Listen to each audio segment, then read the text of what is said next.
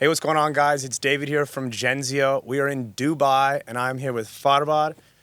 Farbod, how you doing, man? Wonderful. Thank you so much. Thank you for your time, actually. It's great talking to you. Yeah, absolutely. I had the pleasure of meeting you the other night, finally in person, and here we are. This is what it's all about. We were waiting for it. That's right. That's to right. Start in, Yeah. We're here in Dubai. That's it. That's it. Now, we got a lot of things to talk about and catch up on, and also some great, exciting news to announce. And I'm really looking forward to this. So let's get into it. Let's go. TheBlock, man. TheBlock. Let's talk about TheBlock. Very well. Very well. We are TheBlock. I started my career as a kind of software development, moved into Web3 and the whole environment a few years ago, 7-8 years ago. Time passes by. And then the idea was to create a one-stop shop for virtual assets. And that's what TheBlock is. And we started our 2 locations in Dubai.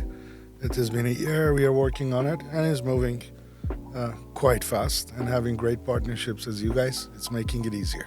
Absolutely, man, absolutely. And, I was going to wait to talk about it, but why don't we just get right into it? Let's talk about this new building we have coming out. We have 2 locations. Yeah. One of them is where we're actually sitting today, and it's on the ground floor. I thought, let's take virtual asset to retail. Yeah. And it's 2 retail spaces. One of them 8,000 square foot, right on the convention tower. On the entrance, on the right side, you see the retail of TheBlock. This center is more about education, hot desks, collaborations, offices, and a lot of meeting rooms. Mm-hmm. It would be more the functional side of it.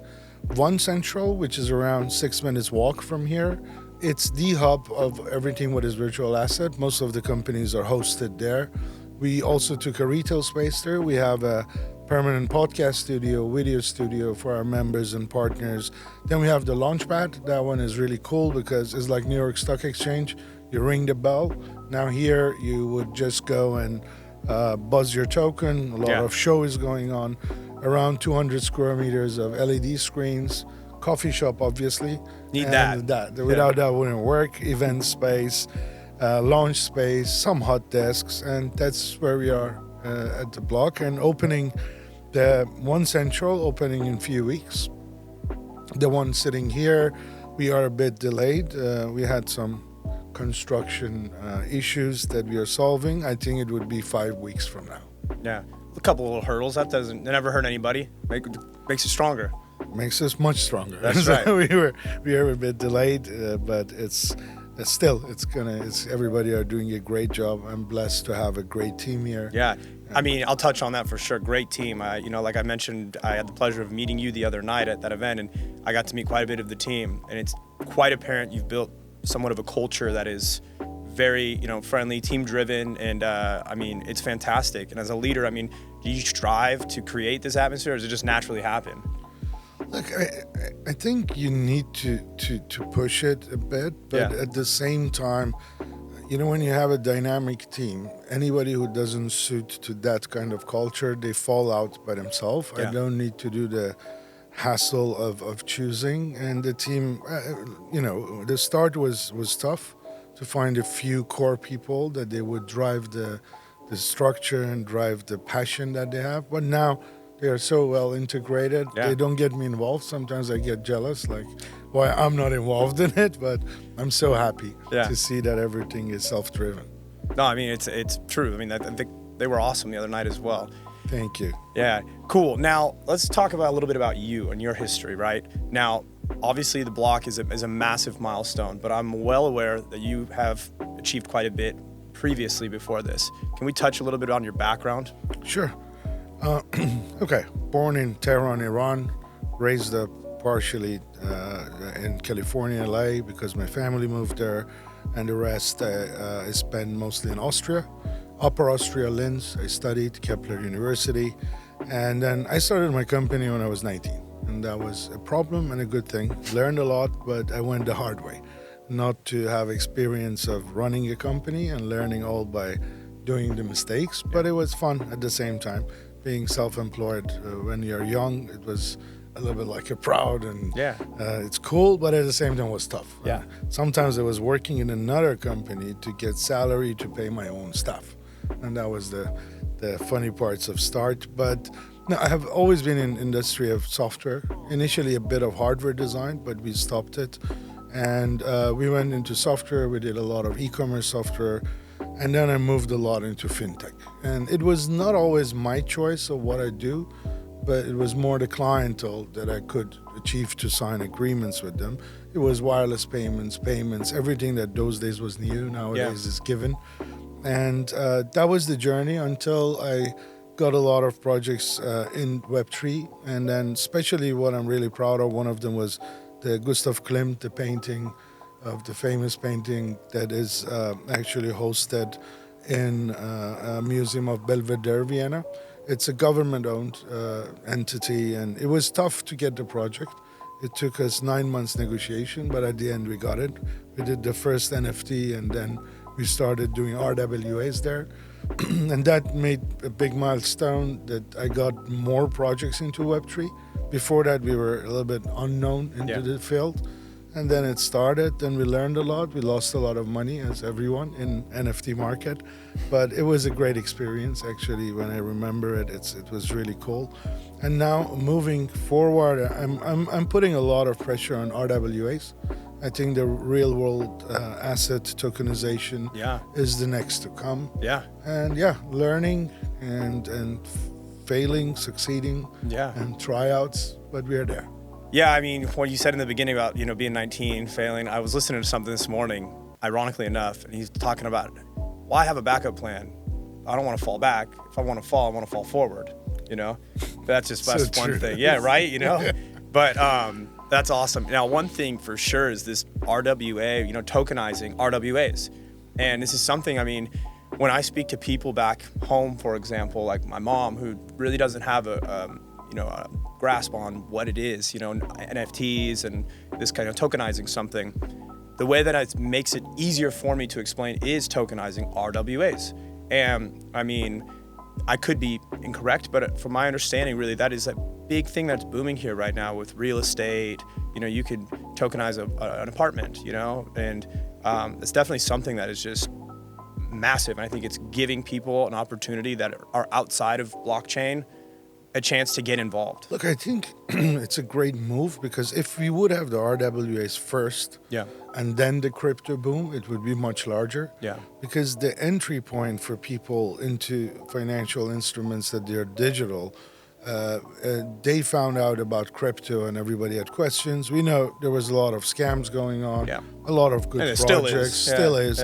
And the RWAs, I find it very interesting that it's democratizing the way people invest in assets, and especially for me that everyone with any budget, they could participate in a greater project, in a larger scale project. And I think that would be a great entry, that you at least own a wallet, because if I tell actually also my family members, create a wallet, we don't want crypto. It's not about crypto, it's a wallet. You can keep other stuff within the wallet. But now they are going into it, that okay, I can buy a portion of a house somewhere. We are also very lucky to be in the UAE in the right time, because it's one of the leaders in the global market of the regulation. It's all about the regulation, how you treat it. Now we have the first units are tokenized. The RWAs has been supported from Vara in a great way, and we are collaborating with them a lot on the licensing side. And it's great to have the community and at the same time the regulation that makes Dubai our capital of the RWAs, and that's why we are here and starting the block. I mean, it's really exciting to be a part of. I mean, for me, for example, coming from America, right? Genzio, our company's founded out of America, but we're totally global now. The one thing we've always strived to be a part of is Dubai, because of the, how accepting the UAE is of crypto.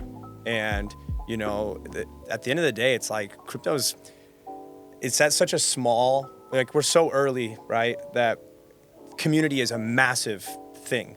And if you're somebody that's like taking the pill, and you're involved, like, you kind of already relate. You kind of have something in common. And there's a lot of, I want to say my people, that are here. And there will be more, obviously, because it's somewhat of an inevitable wave, crypto, right? Like, as you mentioned, your family's slowly coming onto it for one way or another, right? Exactly. And it's a beautiful time to be alive. I'm really enjoying it because I see everyone moving into it. They try to understand more.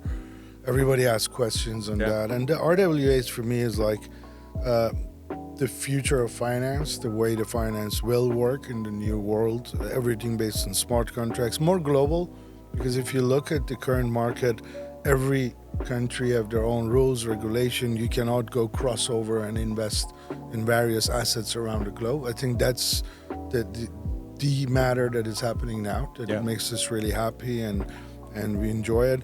And at TheBlock, our job is to ease life for anybody who want to issue a token. Yeah. The DeFi projects and so on, they know already what they're doing. They come to us for the community, for the locations, events. But in the RWA world, because it's more traditional asset management companies or owners, they would come to us and say, it's a global matter. Also, Block, most of our clients are European-based or US-based. And they're coming here to see how they can issue their own assets as a token to the public market. Yeah. And that's what we do. And I had enough experience to know what not to do, and then in a hard or soft way. Yeah. And that's where we bring our knowledge. And it's not only me, it's a big team, and there's a lot of our partners back in Europe. We learned, now we want to bring it back. And obviously, it's a lot of projects coming. We did a largest token from the Canada. There's a gold-backed token. There's a few $1 billion. A lot of cool things coming in. Yeah. And having you guys on board now, Let's go. It's something that it would help us more to be global. Yeah. And that's where I'm driving for. No, absolutely. Now, obviously, we're talking about where we want to drive this to. Yeah. Where can you envision TheBlock? You know, and I know that's tough to ask, given the space and how rapid the space moves. Like, it's hard to say where we're going to be in a week, you know? But where would you like to envision TheBlock, let's say in like a year from now, right? Everything's full blown, rolling around, we're killing it. Where would you like to see stuff? Look, first thing, I would love to see the community, which they are in Dubai already, or they are visiting Dubai at least every year a few times, that the community comes to us and we create a new family that is all what we want to have with our locations. And also to have the coolest tokenization projects within the next year, that at least few of them comes out of TheBlock. I'm putting also a lot of passion into farming. Nice. Because I think everybody would love to have their own fresh farmed vegetables or anything. I do. Yeah. I love it. And then that one is going off. It's everything becoming too industrial because the farmers need the finance. I'm bringing a lot of RWA for the farmers. We are creating platforms for them that they can get support.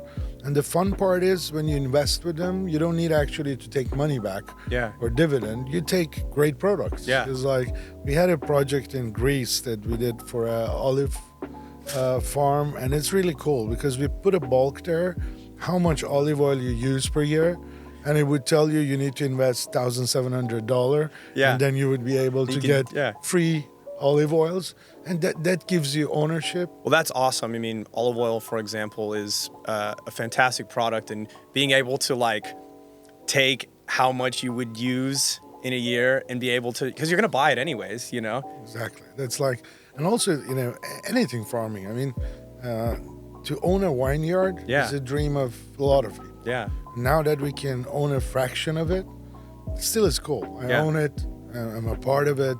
Of course, I order it. Or get it, a part of it for a discounted price. But I think that the farming supply of green energy in your vicinity, those are the parts that I think it makes a lot of sense because we're just thinking of financial instruments. It's great to have ETFs, to have hotels and great properties and developments to be tokenized. I love it.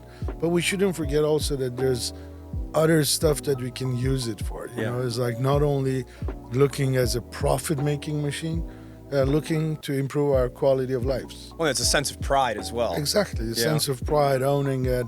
And also, like, if there is a huge solar or wind turbine near my house, if I own it and I get a profit out of it, I would accept that much more than only having a huge sound running in my neighborhood. You know, it's like co-owning, supporting, and I think that would be our future. That makes it also for the new generation that they are very much into sharing, and much more that in my youth. Now it's coming as a trend. You know, you have the vintage clothing, you have the different various ways of recycling.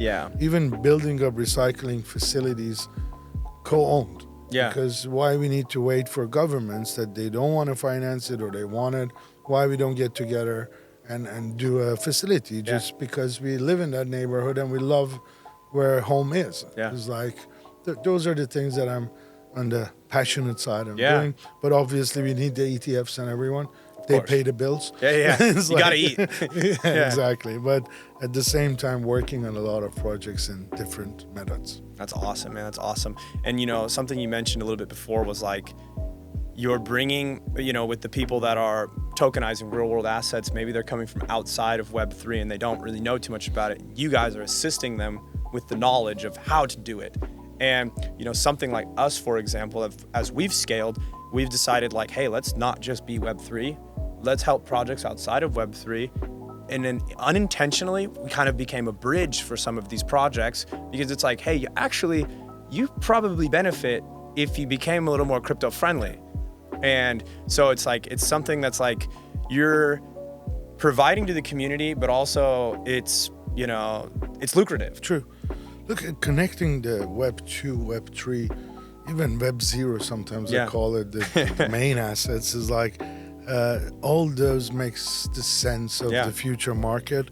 We try to be the enabler because there's too many aspects, and you know, everybody think a virtual asset issuance is just a smart contract. And some people say even ChatGPT could do it. Yes, smart contracts, getting it sorted is not a huge issue, but the problem is you have distribution, issuance, platforms, legality, formality, and then liquidity providing, market making, marketing and PR, media management, KOL management. It's so many different payment rails, and which bank even would open a bank account for you? When you talk digital asset, most of the traditional banks, no, like, thank you so much, no, keep away, don't come near. It's changing, but it takes time, and that's where TheBlock would just support people. We come in, we study the project, we tell them, is it the right way to go, not the right way? And it's not only our own staff, because we act also as an ecosystem. We have a lot of other partners. I was going to say, it's an ecosystem. It is an ecosystem, and you know, where some places I don't have the knowledge, but at least we know who to call. It's like we have around 100 blockchain lawyers around the globe. They're members. We don't know, we ask the right one. At least we save time, money, effort to get a product best issued as a virtual asset in the global market. And that's where TheBlock is. I'm very happy to be able to open small offices around the globe. Now we have our Vienna office that was my main office. Part of it is TheBlock. Soon opening Australia and Abu Dhabi coming up. US in Miami, we are negotiating still, but I think soon will happen. It's really fun to grow and have like locations around the globe and get their good projects coming that I hope in the next 12 months you will hear that the coolest projects are coming out of TheBlock. No, I'm kidding. It's like but it's the truth though, you know. The farming ones, for example, it's like some people will ask me like, well, how does this technology actually how does blockchain technology actually benefit anybody really? And it's like, well, the farming example is a great example that you could use for somebody that, you know, doesn't really know about Web3 or anything like this. Like, this is real. Like this is really. It's real. You invest, you get your dividend, or you get products, everything measured, transparent. Then I would say, why not? You know, why not? And those are the cool things coming up. And I think in any movement, even that people want to do something together, this would ease their life. You know, you don't need a contract. Everything is written once. Everybody can use it. They can pass it to their kids. It's like, I even see that memberships and everything will become ultimately a token. It wouldn't be that they would, because it's easy to manage. It's Yeah. always with you. You have a wallet safeguarding them, and yeah, I think it's getting very interesting. It is. I think the next 3-4 years, until 2030, I think we're gonna have a big shift the way we looked at financial investments, Yeah. and that's why I'm very excited. Yeah. I mean, I agree. I go to pretty much, I'm not going to say every event, but I'm traveling every other week to events. And it's insane in the last 12 months how many traditional finance institutions are at these events. Yeah. They are adopting all of this. And it's like, it's happening right before our eyes. I was just in London and the Prime Minister was there. It's like, we have people that are really making changes, you know, as you see in the US and right here as well. Like, this is really, it's really happening, you know? This is, True. for all the people that say it's a scam, it's like, yeah, there is, but there also is in traditional finance as well. But I mean, look, like, this is really happening. Yeah, true. I always see in Abu Dhabi we have the Abu Dhabi Finance Week, Yeah. and at the same time is normally the Bitcoin MENA. Okay, yeah. And before it was like you would not see the crowd crossing. It would be that Bitcoin MENA guys are there, then the other finance guys, traditional finance, are at the other booths. But now last year, I would meet, because I was going on both. Going back and forth, yeah. And then you meet a lot of people that they are doing the same. It means that it's merging. It's taking time, but it's merging. And of course, the whole issuance was a problem legally, because there was not enough rules or regulations or rule books out for it. Now is moving much better. And as I mentioned, the VARA, ADGM, DIFC, everybody are working towards a digital asset issuances or finance and digital assets. I think we're going to get very good results, especially out of this region and further globally. And yeah, we need a lot of help from great companies like you guys, Yeah. to bring us out there and collaborate. I mean, we're really excited for it, man. We are very, very excited for it. Now, obviously with your history, you know, you've witnessed a lot of evolution in multiple spaces, right? Yeah. But do you remember the first time you were introduced to crypto? I know you said it was requested upon by clients, but do you remember like the first like time somebody broke it down to you, like what you thought about it? I thought I'm getting scammed. It's like, this was like, it was long before that I got involved into the technology side of it. It was about the Bitcoin. And friends were like, I got this, get some. And I was very ignorant. And you know, when you come from an industry that you think you know it, Yeah. you're always the first one to think, oh, what is about it? Yeah. Why this should grow in the price? What are you talking about? I know it's limited, but what is the demand of it? You go very deep. You know, Yeah. I had friends that they didn't have anything to do with technology. They bought a lot of them, Yeah. and then I didn't. Yeah. And the few that I even bought after, because they were pushing like, don't be an idiot, do it. Yeah. We sold it too early. I thought, okay. You thought it peaked. Yeah, it's a 30x peaked. They're Yeah. gonna fall down. God knows what happens with it. And then that was my first time that I thought my friends are crazy and they're telling me jump in and I'm selling my car, I'm buying this. Okay, do it. And I was still proud. I'm driving my car. He didn't have a car. I would drop him here and there. But it was the right decision from some people. I loved it. It was like, it taught us a different way of looking at ledgers, Yeah. looking at the structure of building a database. Yeah. And I love the technology side of it. And I'm really obsessed to learn how much more we can do with the blockchain. Mm-hmm. And unfortunately, when you talk about blockchain tech, everybody put it instantly with scams or Yeah. pump and dump Pump and funds dump, and rugs whatever. and- Yeah, yeah. rugs and everything. But actually, it's a great technology that we are developing. With the quantum computing coming on top of it, that now is another huge movement in the market. I Yep. think we're going to see a lot of cool features of finance opening to the market in the next few years. Yeah. I mean, it's awesome going to all these events, right? And talking to people such as yourself. It's like, people are always like, I got something new. Yeah. I'm building this new thing with blockchain technology. And it's like, I feel super fortunate to be somewhat at the forefront of it, getting to hear about this right from the source, Really, you know? It's really cool. And And in Web 2, we had the limitations anyway. We reached a point. Yeah. It was just about the idea. It was not anymore much about the tech. And then we had the cloud computing came out. And now we have the quantum coming out. I think it's a very exciting. I mean, it was exciting the last, I would say, 15, 20 years. Yeah. Every time was something new. But I love the generations that they are now 22, 23. They're seeing finance, banking, everything different. Yeah. And I love to hear them, and they have great ideas. Some of them are a bit too early. They're really forward thinking, but some of them are really the right time to go to market. And those projects also we try to support. Yeah. We have a good network. They come to us. At least I connect them to the wrong people, right people, Yeah. instead of them experiencing and going on 100 doors and knocking. Yeah. Well, it's all about connecting, right? And connections grow from the people we know. And that's kind of, I mean, that's how I met you guys, right? Yeah. Exactly. That's how good things come together. It really is. It really is. Now, through all your experience, what kind of insight could you give to someone, let's say somebody that maybe wants to be a founder, or for somebody that might want to be a founder and start something? Look, I always have a simple example. Don't think on a line.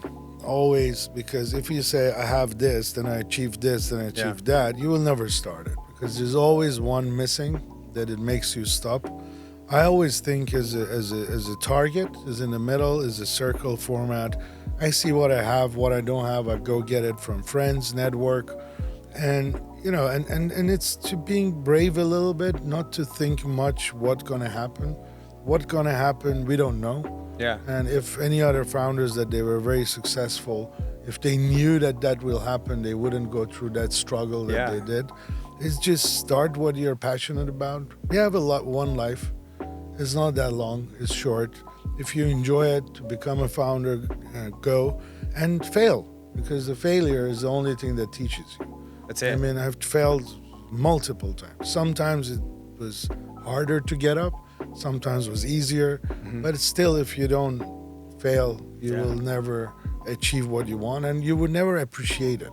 Yeah. It's like when now things work better and I do it in a better way, I'm always happy that, 9 years ago I did that mistake and I paid for it in a different way, and now it's much easier, much smoother. And I would just tell everyone, especially in this industry that is new, it's a great opportunity for everyone to join, to learn, and then ultimately we'll work. Yeah.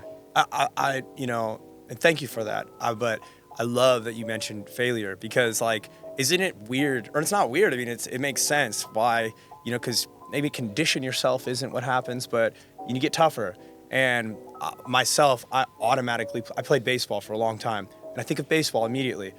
The best players on the field fail 7 out of 10 times.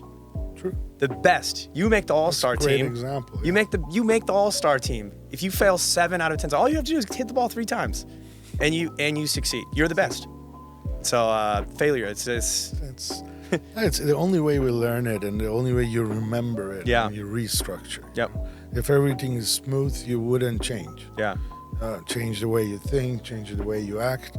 And at the same time, it's like we are in great years, and when we look at our parents, grandparents, they didn't have those opportunities to become a founder, to become a self-employed. World was different, everything was different. Now we all are, I wouldn't say everybody are equally positioned, but we have great chances. If you do a great job, you can grow. Going global is not like you need to fly around. Now you can go with your mobile phone already global.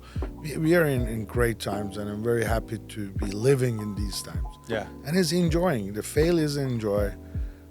Succeeding is a great joy too. Yeah, it is. It tastes different. It makes it taste better, right? Exactly. Yeah. Then. Awesome. Awesome, Very cool. Well, hey, Farbod, listen, I am extremely excited about this partnership and us working together in the future. You guys are doing something absolutely pivotal in the space. And I mean, you guys, if you're in Dubai or wherever any of these offices are, you guys got to tap in with them. TheBlock is really doing something incredible. Where can they follow you guys to stay up to date? Great. We are on Instagram, TheBlock Global, on LinkedIn, TheBlock Dubai, and a website, the-block.com. And guys, come join us. It's an ecosystem. Let us know how we can help you. And we are also very excited to work with you guys. I'm so happy that you're going to stay longer in Dubai, and we're going to have a lot of time to exchange the ideas. And thank you so much. Absolutely. This is the first of many conversations we'll have. Lovely. Cool, man. Thank you. Thank you so much.